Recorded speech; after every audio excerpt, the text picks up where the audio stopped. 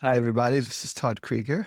I work with couples, help with health in crisis, rekindle passion. I help with individuals, help them heal, overcome shame, guilt, which is some of what we'll be talking about in a minute. And I ultimately use eye movement desensitization and reprocessing, which is a trauma treatment that helps people heal from their shame or from other kinds of past traumas. Today, we are talking about this other communication block when somebody slips into shame or guilt. But most talk about shame because guilt is feeling bad about what you do, and shame is about feeling bad about who you are. There is a relationship there, but so you can combine the two. But I'm really focusing more on shame when a person slips into this shame state where they feel like a bad child, so they aren't available. Again, like I said, my name is Todd Creager, and I'm a licensed clinical social worker, marriage family therapist.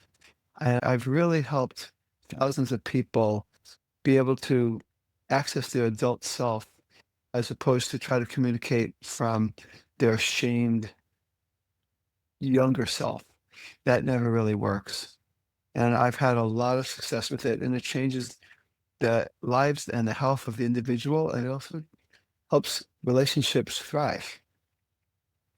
I do want to tell you that if you click on the link below, it's 3 ways to reconnect without talking.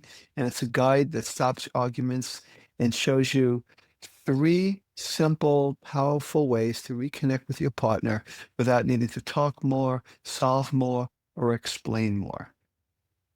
Okay.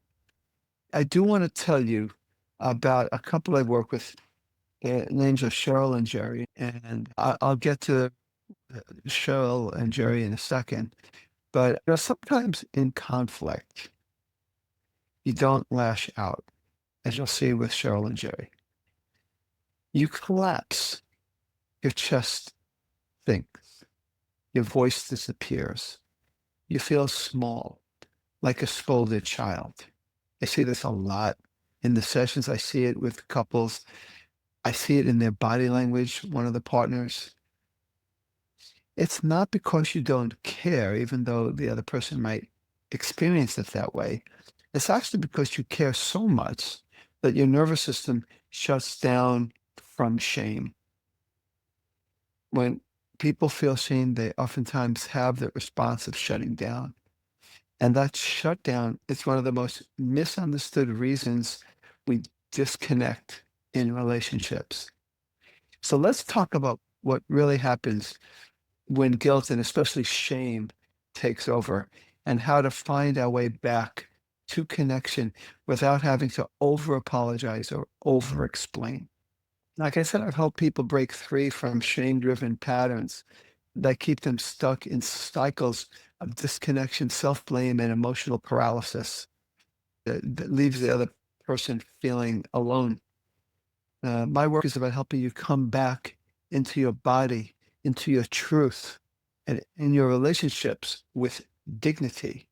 So here's what shame sounds like in a relationship, things like this. Yeah, I've heard this so many times. It's all my fault. Now, there is something about taking responsibility, but that's not what it sounds like or feels. It's more of a collapse. It's not an adult responsibility. It's all my fault. Or I mess everything up. You can hear the all or nothing, black and white words. I'm the reason we're not okay. And like I said, maybe that is partly true, that something you said or didn't say or didn't do is or are the reasons you're not okay. But it's when the person's, I'm the reason we're not okay. It's coming from a shamed self, not someone who is ready to really try to do some connecting and healing. And you fall into this spiral, not just of shame or guilt, especially, but of identity. More, again, like I said earlier, the guilt is about what I do, the shame is about who I am. So you fall into this spiral of I, like identity. I'm not okay. You don't just feel wrong, you believe you are wrong. And when that happens, you disappear. One of my clients said, every time we argue, I feel like a 6-year-old. I just want to hide in my room. I've heard that kind of thing from many people, but that's exactly what this one person said not that long ago, verbatim. That inner collapse makes her unavailable to her partner, not because she didn't love him, but because she couldn't access her adult self, which, again, talking about Cheryl and Jerry, that is what Cheryl did over and over again. Collapse, shut down, feel ashamed. And we could get into all the reasons because she was shamed when she was younger by her mother. And that state got triggered whenever the partner was upset, disappointed, frustrated. And so we worked with Cheryl by helping her recognize the moment the shame kicked in. There's a certain way, I mean, you can pay attention to it. You know how your body feels. In her case, there's certain things that happened every time. So she noticed that she was aware of that moment. And this one time, instead of spiraling, she paused and placed her hand on her heart, as we talked about in the session, and whispered to herself, "You're safe now." You know, that is a presence. That part of her is that adult self. She's not fused or blended with the part of her that's ashamed. It's still there. But again, instead of spiraling, she paused, placed her hand on her heart, and whispered, "You're safe now." She grounded herself with her breath, felt her feet, and imagined the adult version of herself stepping forward. I had her imagine that beforehand, and when the strap hit the fan with Jerry, she was able to do that. And then, still quiet, still tender, she sat beside her partner. That was it. He later told her, "That was the first time I felt like you stayed, like you didn't disappear into shame." Shame tells you to apologize your way back to connection. Doesn't work. Real repair doesn't come from self-erasure, disappearing, not being there for you. It comes from presence. And as you are present for you, you can be present for your partner. The truth is, your partner doesn't want a shame-ridden version of you.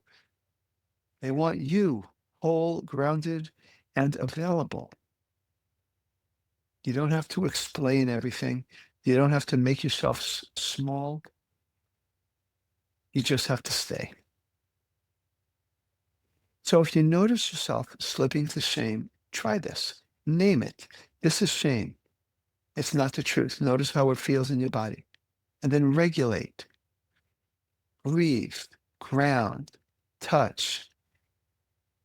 And then reconnect. Sit close. Breathe with that person. Let your presence speak, not necessarily words. Because that version of you, the one who stays present without collapsing, is the one your relationship needs.